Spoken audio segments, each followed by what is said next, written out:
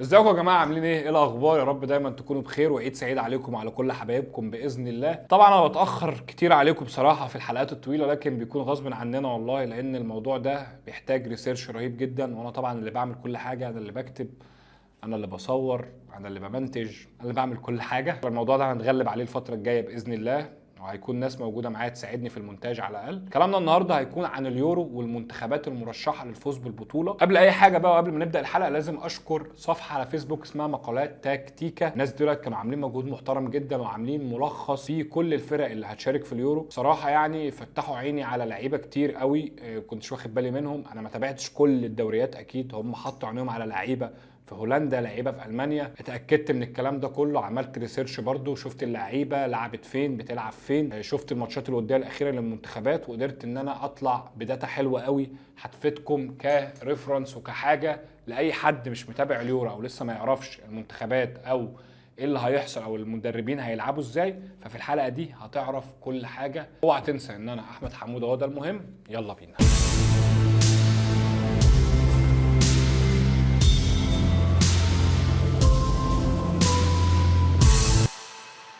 خلينا نتفق على حاجه، ان المنتخب الالماني في اخر فتراته مش في احسن حاجه. اخر كاسين عالم طالع من دور المجموعات، اليورو اللي فات طالع قدام انجلترا، فاللي هو المنتخب بيمر في فتره مش احسن حاجه. حتى كمان على مستوى المدربين شفنا واخيم لوف بعد 15 سنه مع المنتخب الالماني بيمشي، بيجي مكانه هانز فليك اللي بيقعد فتره مش بيوفق في كاس العالم قطر، بيمشي وبيجي يوليان ناجلزمان. لو تيجي تبص على قائمه منتخب المانيا هتلاقي فيها 26 لاعب، 21 لاعب من البوندسليجا وست لعيبه، 2 في ريال مدريد اتكلم على روديجير وكروس، واثنين في برشلونه الكاي جوندوجان ومارك اندريا تيرشتيجن، واثنين في الدوري الانجليزي كاي هافرتس نجم ارسنال وباسكال جروس نجم برايتون الصاعد. تعال نبص على ابرز الغيابات اللي موجوده في منتخب المانيا. طبعا من وجهه نظري يعني ابرز غياب هو غياب ماتس هاملز. ممكن تقول لي لعيب كبير في السن، ممكن تقول لي المنتخب مش محتاجه قوي، لكن ارجع واقول لك شخصيه قياديه، عامل موسم ملحمي مع دورتموند، كنت اعتقد ان هو كان احق ان هو يكون موجود مع منتخب المانيا. ضيف على كده برضو اتنين من بروسيا دورتموند، براندت اللي عامل موسم كبير قوي، وكريم اديمي لاعب عامل برضو ماتشات كويسه جدا، شفناه قدام ريال مدريد كان عامل ماتش حلو قوي، وعامه يعني هو في دوري الابطال كان عامل ماتشات كويسه جدا، بالاضافه لجوريسكا اللي بعتبر يعني استبعاده منطقي جدا، لان بصراحه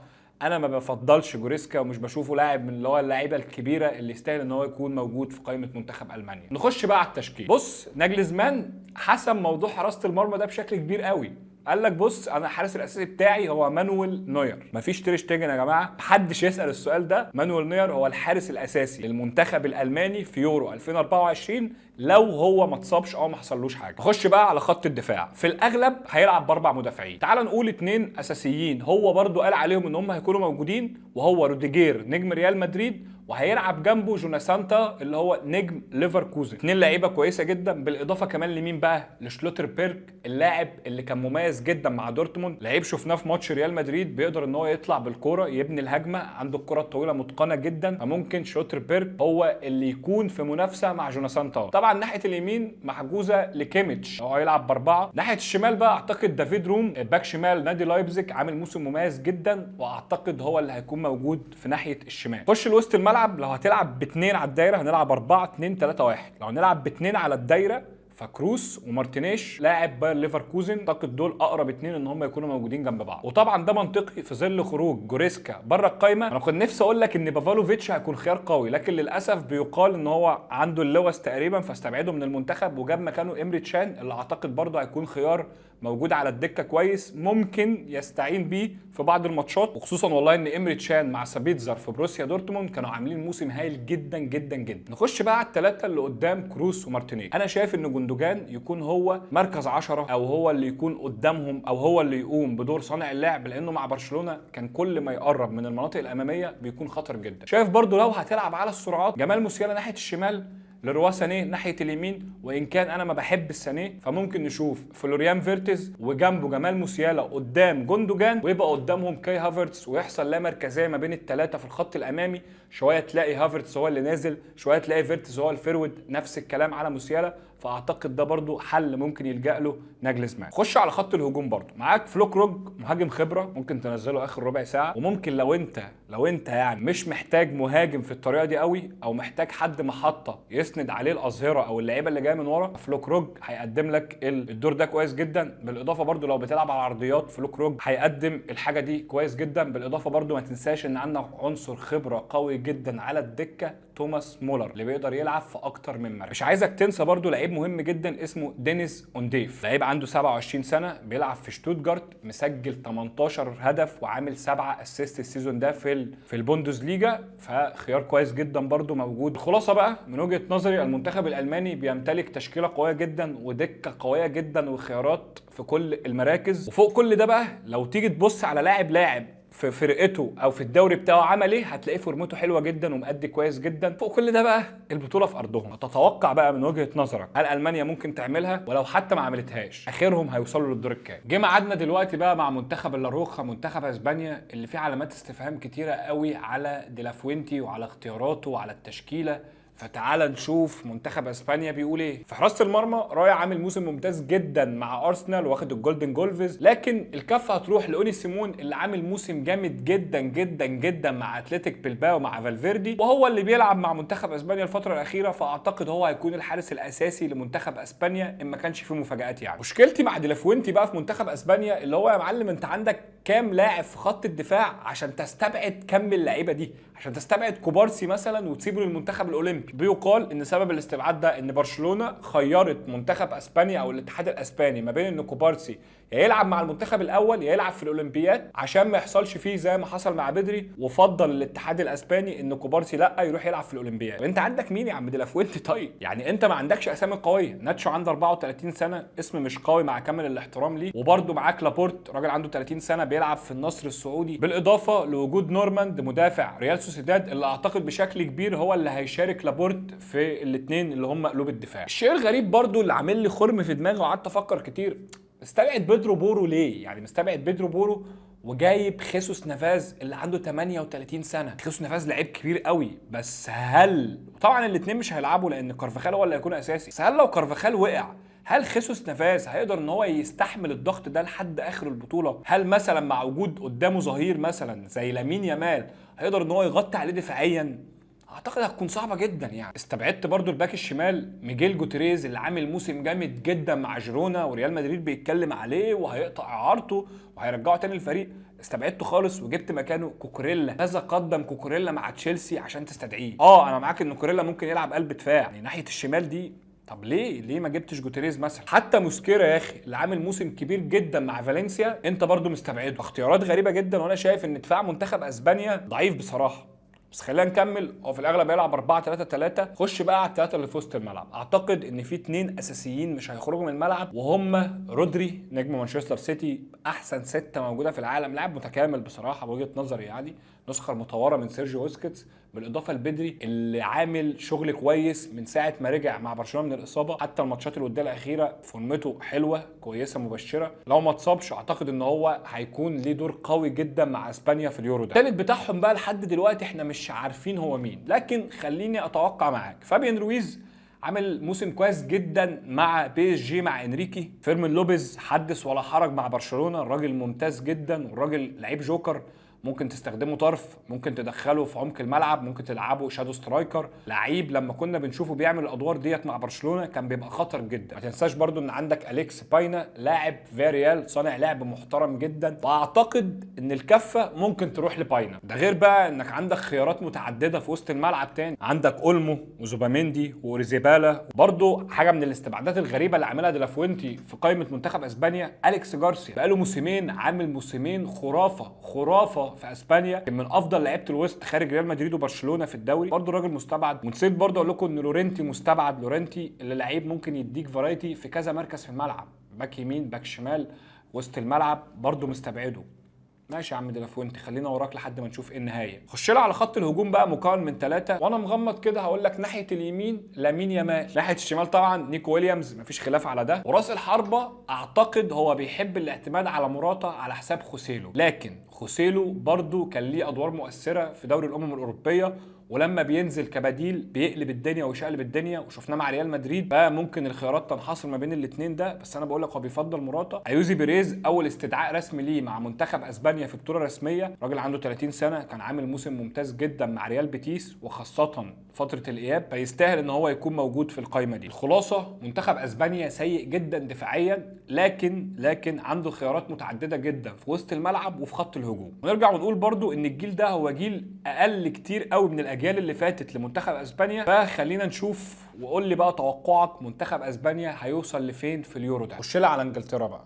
انجلترا دايما منتخب مرشح للبطوله، دايما معاه اسامي قويه، بس في الاخر بيخذل جمهوره وبيخذل اي حد بيشجعه وما بيعملش اي حاجه في البطوله. ممكن يكون يوصل لادوار متقدمه لكن ما بيحققش البطوله، لان دايما بيكون معاهم سكواد اقل حاجه يعملوها انهم يحققوا البطوله. السكواد اللي معاهم موجود دلوقتي برضو سكواد قوي جدا. تعال نشوف انجلترا بتقول ايه ونبدا بالاستبعادات. بنشوف في البدايه استبعاد للاصابه طبعا ماجواير، وبيجي بعدها استبعاد مش متوقع تماما وهو استبعاد جاك جريليش. جاك جريليش واحد من رجاله ساوث جيت اصلا، استبعاده غريب جدا. وبرضه راشفورد من رجالته استبعاده غريب جدا، لكن لو جيت في الحق يعني راشفورد يستاهل ان هو يستبعد، ما قدمش حاجه يعني السيزون ده مع مانشستر، بالاضافه طبعا لستيرلينج اللي هو اصلا الخساره فيه ان هو بيلعب في تشيلسي بشكل كبير قوي محسومه. بيكفورد هو الحارس الاساسي لمنتخب انجلترا في اليورو. خط دفاع انجلترا فيه مشكله واضحه جدا في ناحيه الشمال، الباك الشمال خصوصا، يعني تشيلويل مصاب فبالتالي مستبعد. لوك شو داخل البطوله برده في كلام ان هو مصاب وممكن ما يلعبش، ممكن ما يلحقش على الاقل اول ماتش او اتنين. لكن ساوث جيت حل المشكله دي بوجود تريبير ناحيه الشمال، لعبها قبل كده مع نيوكاسل وفي الماتشات الوديه الاخيره تريبير هو اللي بيكون ناحيه الشمال. وطبعا كده ووكر موجود ناحيه اليمين. كنت هقول لك ستونز هو اللي ضامن مكانه، لكن ستونز برضو عنده مشاكل ومعزول تقريبا، عنده حاجه زي كورونا او مش عارف ايه بالظبط، الخبر لسه جاي وانا قاعد بسجل الحلقه. ممكن ما يلعبش على الاقل خالص اول ماتش. لكن برضو عندك اسامي تانية موجوده في خط الدفاع، بتتكلم في كونسا وجويا لاعب كريستال بالاس، دانك، جوي جوميز لاعب جوكر ممكن تستخدمه في اي مكان. خلي بالك برضو ساوث جيت ممكن ما يلعبش ب4 مدافعين، ممكن يلعب ب3 في خط الدفاع.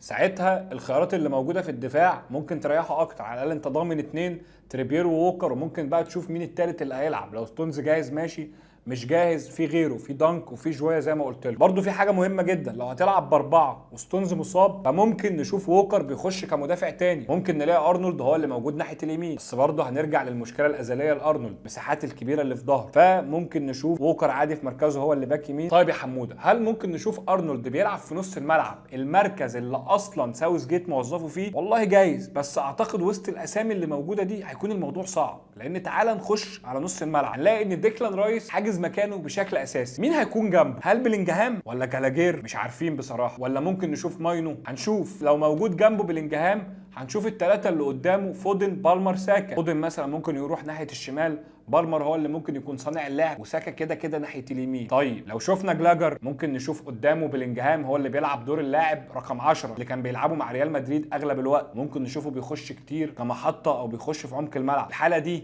هنلاقي فودن هو اللي بيلعب برده ناحيه الشمال، وهنلاقي ساكا هو اللي بيلعب ناحيه اليمين. دي برضو حيره كبيره في الحته دي. فاحنا برضو عشان ما نتوهش من بعض تعال نحط تشكيلتين او تصورين للاثنين الديفندرين والثلاثه اللي قدامهم اللي هيلعبوا تحت المهاجم اللي هو بلا شك هاري كين. يعني لو هنقول رايس وجنبه كالاجر، هيكون قدامهم بلينجهام كصانع لعب، وعلى يمينك ساكا وعلى شمالك فودن. طيب لو بلينجهام رجع ورا، طبعا نفس الكلام ده بينطبق على ماين. طيب لو بلينجهام هو اللي رجع ورا لعب جنب ديكلان رايس، هنشوف فودن هو اللاعب رقم 10 او هو اللي بيلعب ناحيه الشمال، وممكن نشوف بالمر هو اللاعب رقم 10 وساكا ناحيه اليمين. وخلي بالك برضو ساوث جيت ممكن يفاجئنا ونشوف واتكنز مش بيلعب بس مهاجم، بيلعب برضو ناحيه الشمال. هنشوف الدنيا هترسي على ايه مع ساوث جيت. طبعا في خيارات كتيره قوي لمنتخب انجلترا. منتخب انجلترا ممكن يكون المشكله اللي عنده بس هي خط الدفاع ناحيه الشمال بالذات، ومع اصابه ستونز اللي مش عارفين هو ممكن يلعب ولا ما يلعبش، ممكن يغيب عن اول ماتش فعلا ولا ممكن الموضوع يطول. هي المشكله شايفها في خط الدفاع اكتر، لكن نص ملعب عندك نص ملعب ممتاز جدا، في خيارات كتير. عندك خط هجوم برده كويس جدا سواء كين او واتكنز او غيرهم. عندك بوين مش عايزين ننساه برده، استبعدت ماديسون كمان. ففي خيارات كتيره قوي لمنتخب انجلترا بالسكواد ده. منتخب انجلترا من المرشحين الرئيسيين للفوز باليورو. من وجهه نظرك بقى، هل انجلترا هتقدر تحقق اليورو؟ ولو حتى ما حققتوش هتوصل لحد فين في اليورو ده؟ نروح بقى لفرنسا مع ديدي ديشامب. بطل العالم في 2018، وصيف العالم في 2022 كاس العالم 2022. غير كده طلعوا من دور ال 16 في اليورو اللي فات قدام سويسرا بضربات الجزاء في مفاجاه كبيره. تعال نخش بقى على التشكيله المتوقعه اللي في الاغلب هتبقى 4-2-3-1. في حراسه المرمى بعد اعتزال هوجو لوريس فالمكان محجوز لمانيان حارس ميلان اللي لسه راجع من اصابه طويله. في الاحتياطي هيكون عندك برايس سامبا اللي عامل موسم محترم جدا مع لانس، بالاضافه طبعا لاريولا اللي عامل موسم ممتاز مع ويست هام. خش لها على خط الدفاع. طبعا الخيار الاول واللاعب اللي انا بشوفه اساسي في خط الدفاع لا غنى عنه هو ويليام ساليبا، واحد من افضل المدافعين اللي موجودين في اوروبا دلوقتي. اعتقد بشكل كبير هيكون جنبه كوناتيه لاعب ليفربول. ليه بقول كوناتيه؟ لانه اوباميكانو في الفتره الاخيره مش بيلعب اساسي مع بايرن ميونخ، موجود على الدكه بشكل كبير جدا وبعيد عن المشاركه. لكن نرجع ونقول ان ديشامب ممكن يفاجئنا في اي وقت، لان اخر ماتشين وديين كان الاساسي هو اوباميكانو وكان بيبدل ما بين ساليبا وكوناتيه. خلينا نشوف ايه اللي هيحصل. في الباك الشمال بقى بعد اصابه لوكاس هرنانديز فبشكل كبير قوي سيو هرنانديز هو اللي هيكون اساسي ناحيه الشمال. لكن الفرحه ما بتكملش يا صديقي صدق، لان سيو هرنانديز اتصاب والاصابه شكلها كبيره. برضه ارجع واقول لك ان مندي باك شمال ريال مدريد اللي كان عامل موسم كويس جدا دفاعيا مع ريال مدريد ممكن يكون ليه دور مع منتخب فرنسا، هنشوف. الباك اليمين برضو عندك فيه كذا خيار، كوندي كلاوس وبافر. في الماتشين الوديين الاخر بدا بكوندي اساسي، فبشكل كبير كوندي هو اللي هيكون الباك اليمين الاساسي لمنتخب فرنسا. ولو حابب تهاجم فهيكون عندك كلاوس موجود نجم مارسيليا وبافارد برضو موجود. وخلي بالك بافارد ده لعيب جوكر ممكن تستخدمه كمدافع كمان. نروح بقى لخط الوسط. الاثنين اللي على الدايره انا شايف ان الافضل يعني اللي يلعب هم كامافينجا وتشواميني، والبديل بتاعهم هيكون زائير امري وكانتي. وعندي اسبابي في الخيارات دي. اولا هيحصل توازن ما بين الدفاع والهجوم في وجود تشواميني وكامافينجا. تشواميني لعيب قطيع كويس جدا، كامافينجا حدث ولا حرج عليه في الزياده بالكوره وبناء الهجمه والمهاره والتصويبات وكل حاجه موجوده عنده. فالاثنين يا معلم هيكملوا بعض وهيحصل بينهم توازن هجومي ودفاعي. وبصراحه يعني من الاخر كده الاثنين دول بعد الموسم الخطير اللي عملوه مع ريال مدريد ما ينفعش يقعدوا. خش لي على الهجوم بقى. طبعا الثلاثه اللي قدامهم معروفين، امبابي شمال، ديمبلي يمين، جريزمان هو اللاعب مركز 10 او صانع اللعب اللي موجود اللي بيحرك الدنيا كلها. وبرده في حاجه ثانيه ممكن يعملها ديشامب، ممكن نلاقي جريزمان راس المثلث بتاع كامافينجا وتشواميني، يعني هنلاقي كامافينجا وتشواميني هنا واللي قدامهم جريزمان، يبقى قدامه الثلاثي الهجومي بقى جيرو هو الفرود الصريح، وعلى يمينك عثمان ديمبلي، وعلى شمالك امبابي. طبعا انا اخترت دول لانك لو جيت تبص على بقيه الاسامي هتلاقي ان كومان موجود في القائمه بس لسه راجع من الاصابه وبقاله فتره ما بيلعبش، بالاضافه لكولومواني اللي برده مش في احسن حالاته مع بي اس جي، وباركولا عامل موسم كويس قوي مع بي اس جي بس مش منطقي ان هو يكون اساسي على اللعيبه اللي احنا قلنا اساميها دي، ممكن يكون ورقه رابحه من على الدكه ولا حاجه. طبعا ما ننساش ماركوس تورام اللي عامل موسم جامد قوي مع انتر ميلان. انا شايف ان هو لو مش هيلعب اساسي فهو الخيار رقم 1 بعد اوليفيه جورو، وده لاسباب كتير بصراحه. تورام لعيب هداف، تورام بيقدر يلعب على الاطراف، بيقدر يلعب في عمق الملعب، بيقدر يعمل لك دور المحطه، عايز ينزل هو يصنع اللعب، كل حاجه موجوده في تورام. لعيب عنده حلول كتير قوي. مجمل منتخب فرنسا ممكن يكون عنده شويه مشاكل باصابه سيو هرنانديز. هل انت هتهاجم ولا هتدافع؟ مين ده هيكون مناسب ليك ولا لا ناحيه الشمال؟ في النهايه بقى بعد القائمه اللي قلتها لك لمنتخب فرنسا دي، تتوقع الديوك هيوصلوا لحد فين في اليورو ده؟ نخش بقى على منتخب ايطاليا حامل اللقب. لو تيجي تبص على الاسامي مع سباليتي صعب ترشح، لكن خلينا نكون واقعيين، من امتى انت بترشح ايطاليا للبطوله اصلا؟ يعني اليورو اللي فات مين كان مرشح ايطاليا؟ هو انا كنت برشحهم بصراحه، بس السيزون ده موضوع صعب جدا وسط الاسامي اللي موجوده. بس نرجع ونقول ليه لا، كل شيء جايز مع منظومه ايطاليا عامه اكتر من اللعيبه الفرديه. فتعال نشوف ونلقي نظره على منتخب ايطاليا ايه اللي ممكن يعمله في اليورو ده. تعال الاول نشوف ابرز الاستبعادات ما بين الاستبعادات الفنيه والاصابات. هنلاقي اسامي كتير قوي، هنلاقي فيراتي، ايموبيلي، كاليبريا، تشيربي، اودوجي، بالاضافه لجورجي سكالانيفيني نجم اتلانتا. تعال بقى نخش على التشكيل المتوقع لمنتخب ايطاليا. حراسه المرمى للاسف دوناروما هو الاساسي. دوناروما انا بشوفه كان ليه اخطاء كارثيه مع بي اس جي في دوري ابطال اوروبا، في الدوري الفرنسي كمان، لكن بديله فيكاريو مع توتنهام، راجل عامل 110 تصدي، عامل 7 كلين شيت مع توتنهام. بس سيبك من كل الكلام ده، الحارس الاساسي لايطاليا هيكون دوناروما في اليورو بلا شك. خش على الدفاع بقى.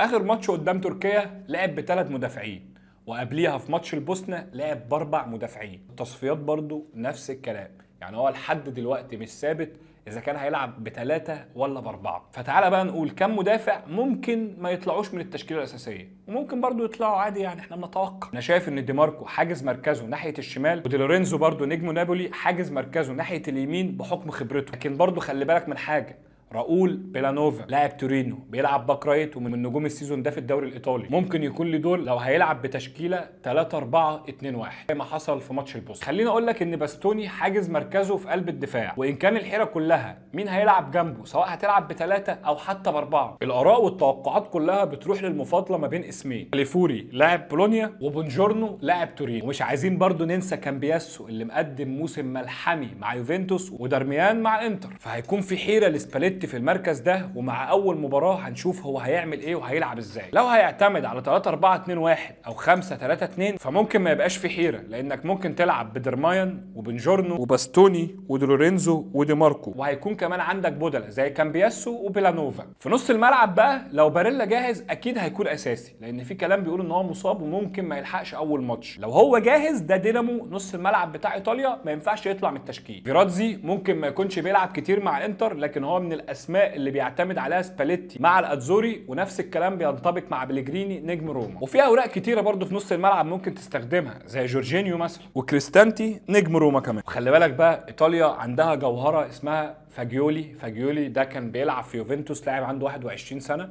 كان موقوف بقاله فتره بسبب المراهنات ورجع، واصر سباليتي ان هو ياخده معاه في اليورو كمان. لعيب بوتنشال، لعيب قوي، لعيب عنده حلول، لعيب يقدر يقلب لك الماتش في اي لحظه. فاعتقد ان ده هيكون من الاوراق الرابحه لمنتخب ايطاليا، وهيعمل حاجه لو اخد دقايق محترمه يقدر يثبت فيها نفسه. خش على الهجوم بقى كده، طبعا مفيش خلاف على كيزا على الطرف، ما تحاولش. تعال نشوف مين موجود كمان قدام. راسباتوري مع نابولي مستواه متراجع شويه الفتره الاخيره. ساكاماكا مقدم موسم ممتاز جدا مع اتلانتا، مسجل 12 هدف، عامل 6 اسيست، فبشكل كبير الاعتماد ممكن يكون عليه. بس هل ساكاماكا هيقدم يورو كويس، ولا هل هيغزلنا زي ما راح كده وست هام وما قدمش اي حاجه؟ على الناحيه الثانيه ممكن نشوف زكاني نجم لاتسيو. اوعى تنسى برضو دور ريتيجي مهاجم جنوا اللي عامل موسم ممتاز في السيريا الراجل برضو مسجل 17 هدف، فليه لا، وممكن يكون له دور قوي مع الاتزوري، طبعا مع الخبره اللي موجوده وهو ستيفان الشعراوي. المنتخب الايطالي طبعا هو المنتخب المفضل ليا والمنتخب اللي انا بحبه، المنتخب اللي انا بشجعه. بس خلينا نكون واقعيين، مش ده السكواد اللي ياخد البطوله، لكن ما تقدرش تطلعهم من الترشيح. انت قول لي شايف المنتخب الايطالي ممكن يوصل لفين في اليورو ده؟ نخش بقى على الطواحين الهولنديه. المنتخب الهولندي من اكتر المنتخبات في ال10 سنين الاخيره اللي غيرت مدربينها، ادفوكات،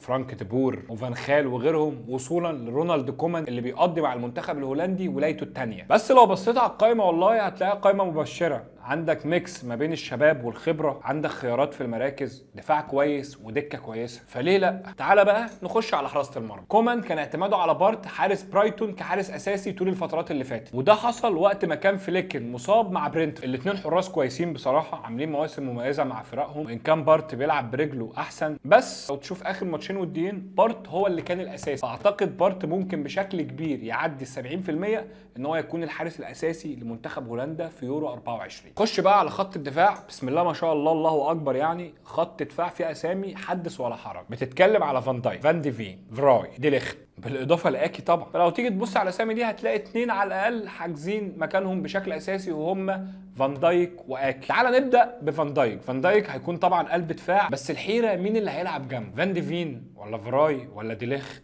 اختاروا انتوا بقى. وفي الاغلب اكي هيلعب ناحيه الشمال، بس ممكن كومان يريحنا ويدخل اكي اصلا قلب دفاع تاني جنب فان دايك، ويلعب فان ديفين هو الباك شمال ويريح نفسه بقى ويريحنا من الحيره دي، ولا هو هيكون راي تاني؟ ده اللي هيجاوب علينا رونالد كومان في اول ماتش لمنتخب هولندا في اليورو. بناحيه اليمين حيره برضو، بتتكلم على فريمبونج ودومفريس، الاثنين عاملين مواسم ممتازه جدا سواء مع انتر او ليفركوزن. وما تنساش حاجه، ماتسن كمان الباك بتاع بروسيا دورتموند موجود، فاختاروا انتوا برضو مين اللي هيكون موجود ناحيه اليمين. خش بقى على وسط الملعب اللي شهد ضربه قويه جدا جدا جدا باستبعاد فرانك دي يونج للاصابه. كل الترشيحات بتقول ان كومانيرز لاعب اتلانتا هو اللي هيكون اساسي في وسط ملعب هولندا بسبب ادواره الممتازه كلاعب بوكس تو بوكس وقوته البدنيه. وهيكون في حيره في الاثنين اللي هيلعبوا جنب، هل هيكون تيجاني اللي مقدم موسم ممتاز مع اي سي ميلان، ولا شوتن اللي مكسر الدنيا مع ايندهوفن، هو وزميله فيرمان اللي مساهم ب20 هدف في الموسم ده غير طبعا جرافنبرغ لاعب ليفربول بالاضافه للخبره المتمثله في فينالدو. طبعا الثلاثي الامامي على الاقل عارفين منهم 2، تشافي سيمونز وجاكبو. الاثنين طبعا هيكونوا على الاطراف وهيضموا كمان لعمق الملعب. في مركز راس الحربه لو هتسال كومان هتلاقي ان هو بيفضل فيجوريست، لكن برضو ارجع واقول لك انهم معاهم خيارات كويسه جدا في المركز ده. عندك بروبي لاعب اياكس، لاعب محطه، لاعب تقدر الاطراف تسند عليه ويريحهم بشكل كبير قوي. ده غير طبعا انك معاك ديباي راجل خبره وورقه رابحه ممكن تستفيد منها في اي وقت. ده طبعا مع وجود مالين مهاجم بروسيا دورتموند، الراجل لعب السيزون ده 27 ماتش، سجل 13 هدف وصنع 3. ده غير طبعا ستيفن بيرجوين اللي لعب مع اياكس 24 ماتش، سجل 12 جون وعمل 4 اسيست. يعني بالصلاه على النبي كده فورمتهم حلوه قوي الموسم ده، ولاعيبه سريعه وفي الفرديات كويسه وعندهم حلول. لحد الان محدش عارف هل كومان هيلعب 3-4-3 ولا 3-5-2 ولا 4-3-3. ما بين كل اللي انا قلته بقى توقع معايا هولندا هتوصل لحد فين في اليورو ده. تعالى بقى نتكلم عن بلجيكا مع المدرب الشاب تيديسكو. عامه يعني بلجيكا عندهم سيستم ونظام كده ماشيين عليه، الدنيا مش ماشيه هلا هوبا، وفي اجيال بتتصنع، والجيل اللي موجود دلوقتي واللي كان موجود قبل كده ده نتاج لنظام سابق من سنين كتيره ماشيين عليه. هنشرح الموضوع ده في حلقه لوحدها قريب ان شاء الله. بسم الله الرحمن الرحيم. كده حراسه مرمى المنتخب البلجيكي فيها ازمه. كورتوا اللي لاعب نهائي التشامبيونز ليج ولعب ماتشات في الليجا، يعني المفروض ان هو جاهز، هو اعتذر لتيديسكو وقال ان هو مش عايز يروح منتخب بلجيكا لان هو حاسس ان هو محتاج يستريح. الحارس الاساسي هنا هينافس عليه سيلز حارس نوتنجهام اللي كل بيقول ان هو ممكن يكون الحارس الاساسي، ممكن ما يبقاش برضه، كلها توقعات. وبين كاستلز المنتقل حديثا من فولسبورج للقادسيه السعودي. الراجل تيديسكو في تشكيلته بقاله فتره بيلعب 4-3-3 او 4-2-3-1. خط الدفاع في الاغلب بيكون فيه تنوع، كاستاني لاعب فولهام ظهير ايمن في اخر الماتشات، وساعات لما بيحب يلعب توماس مونيه بيلعب توماس مونيه في مركزه المفضل اللي هو ناحيه اليمين، وكاستاني بيلعب باك شمال، وتياني لاعب رين هو ظهير ايسر اصلا في الاساس، وساعات بيلعب قلب دفاع. بس خلي بالك هو مقتنع باتنين قلبين دفاع، فيرتوخن وفايس لاعب ليستر سيتي. وبعض الاصوات بتنادي ان دي باست لاعب اندرلخت يستاهل ان هو يكون اساسي بعد الموسم اللي عمله مع اندرلخت الموسم ده. تيديسكو برضو معاه لاعب كل اللي اتفرج عليه بيقول ان هو لاعب بوتنشال وجاي، وهو اكسيام ديكوير. ممكن يلعب باك شمال وممكن يلعب جناح شمال زي ما انت عايز، يعني جاي معاك في اي حاجه. نروح للوسط، لعيبه تقيله وخبره وبيلعبوا في البريمير ليج زي تيليمانز مع استون فيلا اللي مقدم موسم كويس جدا، واونانا، اتنين اقوياء بدنيا وفي التحولات بوكس تو بوكس هتلاقيهم. وغير كده هيريحوا دي بروين خالص وهيديله حريه كصانع لعب، ودي بروين مش هيضطر ان هو يرجع يدافع اصلا. غير برضو ان تيديسكو مأمن نفسه بالحرس القديم، فيتسل موجود، ممكن يلعب دفاع، ممكن يلعب ديفندر، ممكن يلعب في وسط الملعب. كراسكو نفس القصه، ممكن يلعب في اي حته في الخط اللي قدام. تعال بقى كده قول لي مين هو هيكون راس الحرب؟ لوكاكو الهداف التاريخي لمنتخب بلجيكا، ولا اوبندا اللي متوهج مع لايبزيج الموسم ده؟ وده هيبان من طريقه اللعب. لو انت محتاج مهاجم بدني الاظهره تسند عليه فاكيد لوكاكو. لو هتحتاج بقى مهاجم سرعات يشارك في الهجمه، ينزل يستلم يحرك الدنيا، فاكيد اوبندا. نوصل بقى للاجنحه. تروسارد عامل موسم ممتاز جدا مع ارسنال وبيقدر ان هو يستحوذ على الكوره، والاسلوب ده تيديسكو بيحبه قوي. طيب يا عم حموده، دوكو هنعمل معاه ايه؟ في الاغلب هتستخدمه زي ما جوارديولا بيستخدمه في بعض الماتشات، راجل بينزل لما يكون الفريق اللي قدامك الدفاع بتاعه تعب او يكون عملوا مجهود بدني كتير، فينزل لك المعلم دوكو في اخر ربع ساعه يخلص لك الكلام. وممكن برضو تبدا بيه كورقه رابحه لو عايز سرعات اكتر واقتحامات اكتر في منطقه الجزاء، دوكو موجود يعملها بشكل حلو قوي. وخلي بالك ممكن تلعب تروسارد ودوكو الاثنين مع بعض، دوكو ممكن يلعب يمين كمان، وممكن تروسارد يخش في عمق الملعب ويلعب بلا مركزيه بقى قدام، يكون زي شادو سترايكر او فولس ناين، وممكن اللي يكون ناحيه الشمال اللي موجود يعني هو دوكو.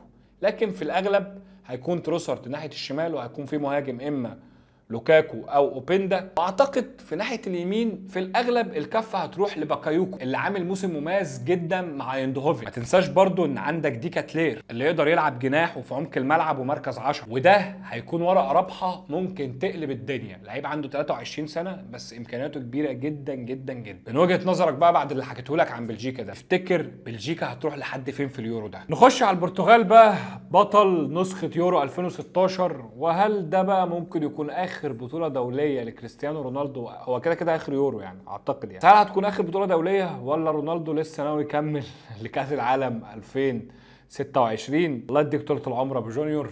خلينا نشوف. البرتغال بتخش اول اختبار قوي مع مارتينيز المدرب الجديد للمنتخب البرتغالي. هل هينجحوا في الاختبار ده وسط وجود سكواد انا شايف ان هو متكامل؟ بصراحة منتخب البرتغال من اقوى التشكيلات اللي موجودة سواء على الدكة او في الملعب، حاجة خرافية بصراحة، بسم الله ما شاء الله يعني. هنشوف هل هيعملوا حاجه ولا لا. تعالوا نخش على التشكيل ونبدا بحراسه المرمى. هل مارتينيز هيعتمد على الخبره ويقارن بين جوزيه سا وروي باتريسيو، ولا الكفه هتميل للحارس الشاب ومستقبل البرتغال في حراسه المرمى دييجو كوستا حارس بورتو اللي مقدم موسم مميز جدا معاهم؟ لو تسالني بقى الكفه تروح لمين، اعتقد هتروح لدييجو كوستا، حارس شاب عامل ماتشات كويسه مع بورتو، وبنسبه كبيره هيروح نادي كبير بعد اليورو ده لو كان فورمته كويسه. تعالي بقى على خط الدفاع، بسم الله ما شاء الله على اسامي يعني. تتكلم عن 3 حاجزين اماكنهم بشكل شبه اساسي. تتكلم على روبن دياز كقلب دفاع، كانسيلو وديوجو دالو. طيب السؤال هنا مين اللي هيكون جنب روبن دياز في قلب الدفاع؟ شفنا مارتينيز بيجرب ايناسيو لاعب لشبونه اللي عنده 22 سنه، وشفنا برضو سيلفا نجم بنفيكا اللي عنده 20 سنه. فالخيار ما بين الاثنين ده بالاضافه لورقه الخبره اللي موجوده عند بيبي، اللي لو حتى مش هيلعب فدوره بين اللعيبه خارج الملعب هيكون مؤثر جدا جدا. نونو مينديش برضو كان عامل ماتشات قويه جدا مع باريس سان جيرمان بالاضافه لنيلسون سيميدو، بس اعتقد الاثنين هيكونوا خيار على الدكه،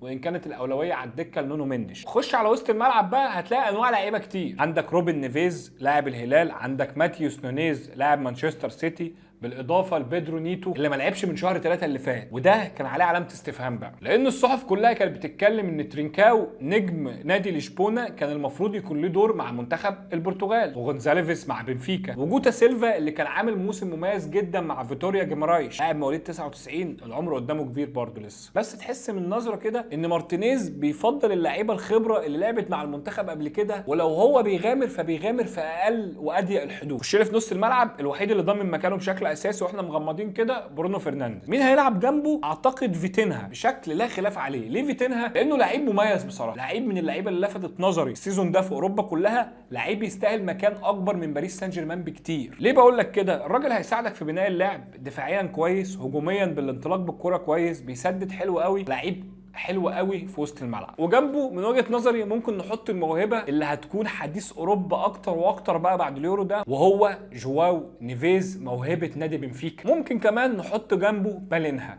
لكن في خيارات تانية برضو في وسط الملعب ممكن نشوفها زي اوتافيو وزي اندريا بيريرا لاعب بي اس جي. خش على الهجوم بقى. طبعا بلا شك عمي وعم الناس انا شايف ان كريستيانو رونالدو في سن 39 هيكون اساسي، خصوصا بعد كلام مارتينيز عليه، وكمان تحس ان هو بقى موظف التشكيله كلها على انه يخلي كريستيانو رونالدو مهاجم والكل يخدم عليه، وده منطقي بصراحه. وبرده حاجه تانية، تعال نبص على الاسامي اللي موجوده في خط الهجوم غير كريستيانو رونالدو. جونزالو راموس مش مأدي موسم قوي مع بي اس جي، ممكن يكون خيار من على الدكه كويس. وجوتا لسه راجع من الاصابه، وكونسيساو موهبه كبيره وكل حاجه، بس هيكون اضافه من على الدكه، مش هيبدا اساسي اكيد. نخش بقى على الاطراف. انا شايف ان على اليمين حاجز مكانه بشكل كبير قوي برناردو سيلفا، من اللعيبه اللي انا بحبها قوي. الراجل ده لعيب كوره جامد جدا. العركه كلها بقى هتكون ناحيه الشمال. هل هيلعب بجواو فيليكس ولا برافائيل لياو؟ لو تسالني هقول لك لا، رافائيل لياو مستواه كان ثابت الموسم ده اكتر، لعب اكتر من جواو فيليكس اللي كان في اغلب الوقت بينزل بديل مع برشلونه. بدا مع برشلونه بدايه كويسه جدا، ولما بينزل بديل بيكون مؤثر، بس اعتقد فورمه رافائيل لياو هترجح كفته ناحيه الشمال ان هو يبدا كلاعب اساسي جناح شمال. من وجهه نظركم بقى